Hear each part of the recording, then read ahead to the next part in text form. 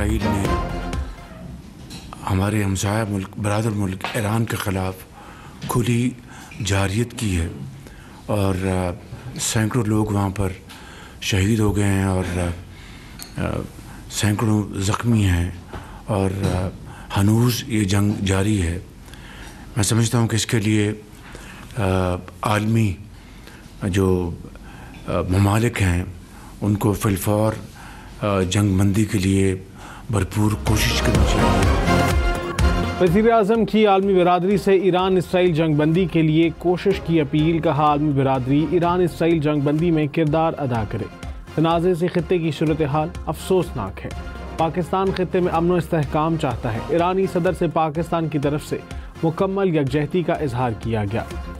Israel ने Iran के खिलाफ खुली जारहियत की। ईरान में सैकड़ों लोग शहीद और ज़ख्मी हुए। गजा में भी जुल्म का बाजार गर्म है। आलमी ज़मीर कब जागेगा?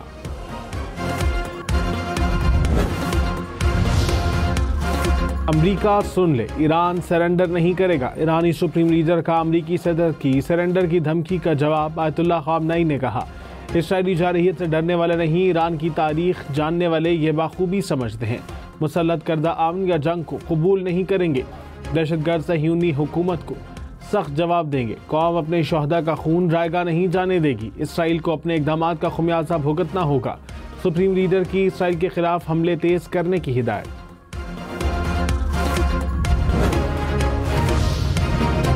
ईरान पर इसराइली हमलों में अमरीका के शामिल होने का इम्कान। अमरीका के नायब सदर JD वेंस ने कहा, सदर ट्रंप मजीद इकदाम करने का फैसला कर सकते हैं ताकि ईरान यूरेनियम अफजूदगी का अमल ख़त्म करे। अमरीकी मीडिया के मुताबिक अमरीका की कौमी सलामती कौंसिल के इजलास में ईरान पर हमले पर गौर किया गया। अमरीका के मुमकिना ऑपरेशन का हदफ फर्दों में यूरेनियम अफजूदगी प्लांट को तबाह करना होगा।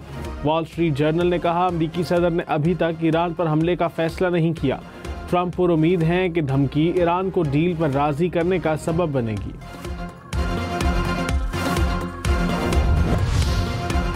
हुकूमत का दरामदी सोलर पर टैक्स 18% से कम करके 10% करने का ऐलान। नायब वज़ीर आज़म इसहाक डार ने कहा, बजट पर इत्तेहादियों के साथ तकरीबन तमाम मसाइल हल कर लिए। IMF से जो तय होता है वो भी पूरा करना होता है। हमने मिलकर चलना है। सिंध की यूनिवर्सिटी से मुतालिक पीपल्स पार्टी के साथ मामला हल हो गया। तनख्वाहों में 6% इजाफे की तजवीज़ थी। काबीना ने कहा कम है तो उसे और बढ़ाया गया।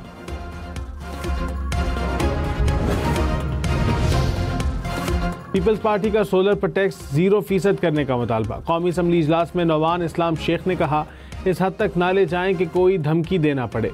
अली मूसा गिलानी बोले, IMF का कशकोल शुदा बजट है। पूछें तो जवाब मिलता है IMF हमारी मजबूरी है।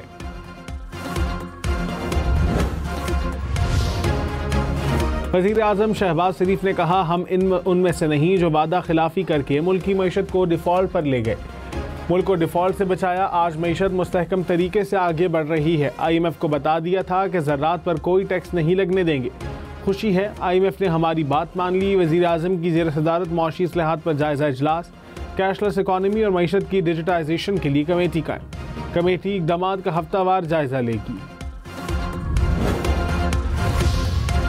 अपोजिशन लीडर उमर अयूब ने कहा, पाकिस्तान में सिर्फ 10 से 12 दिनों का तेल है।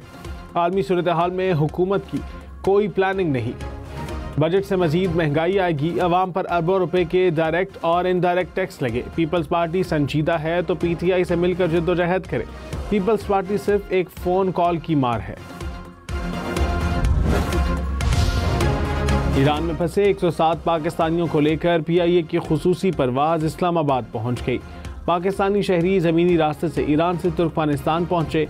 तुर्कमानिस्तान से इस्लामाबाद लाया गया। वज़ीर आला मरीम नवाज ने कहा, Nawaz Sharif ITCT special technology zone authority से मंजूर शुदा पंजाब का पहला इदारा बन गया। खुसूसी इजलास में ITCT प्रोजेक्ट पर पेशरफ्त का जायजा।